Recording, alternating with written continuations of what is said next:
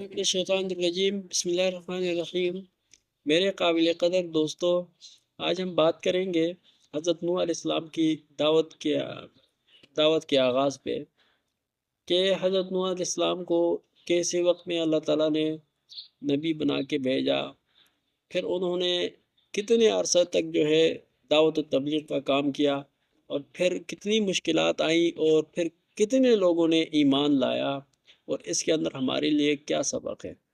تو میرے دوستو، جب شرک ہر طرف پھیل چکا تھا اور شیطان نے حضرت آدم علیہ السلام کی وفات کے کافی عرصے تک لوگوں میں لوگ توحید پر تھے، پھر آہستہ آہستہ شیطان نے لوگوں کو گمراہ کیا، اور ان کے جب مجسمے بنائے اور پھر ان کو بت پرستی کا شکار کیا، تو کافی سارے لوگ اس سے متاثر ہو چکے تھے، اور بہت کم ایمان والے بچے تھے۔ تو ایسے میں اللہ تعالیٰ نے حضرت نوح علیہ السلام کو نبی بنا کر بھیجا تاکہ انسانیت کو راہ راست پہ لایا جا سکے، اور اللہ تعالیٰ نے حضرت نوح علیہ السلام کو حکم دیا کہ اپنی قوم کو خبردار کرو تاکہ میرے دردناک عذاب سے بچ جائے۔ حضرت نوح علیہ السلام جب آئے تو انہوں نے اپنی قوم کو نہایت ہی محبت سے، نرمی سے اور پیار سے سمجھایا کہ اے میری قوم، ایک اللہ کی عبادت کرو، اور اللہ کے علاوہ کوئی تمہارا معبود نہیں ہے، اللہ کے علاوہ کوئی تمہارا مسجود نہیں ہے۔ تو پھر حضرت نوح علیہ السلام نے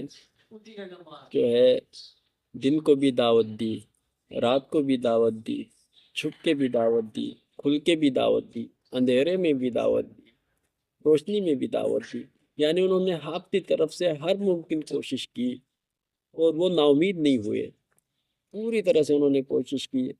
لیکن حضرت نوح علیہ السلام کی قوم بڑی بے حس تھی، اور ایک عجیب طرح کی قوم تھی جو حق سننا ہی نہیں پسند کرتے تھے، حق کو اپنے دل میں اترنے ہی نہیں دے رہے تھے۔ کانوں کے اندر انہوں نے روئی ٹھونس دی، اور انہوں نے اپنے اوپر کپڑا ڈال دیا، اور کہا ہم آپ کو سنتے ہی نہیں ہیں، بڑی سختی کر رہے تھے۔ اس سب کچھ کے باوجود حضرت نوح علیہ السلام مایوس نہیں ہوئے۔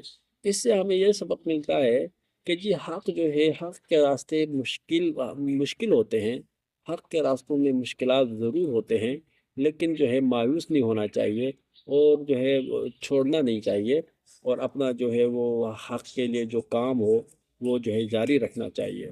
بات یہ تو نوح علیہ السلام کی محنت تھی۔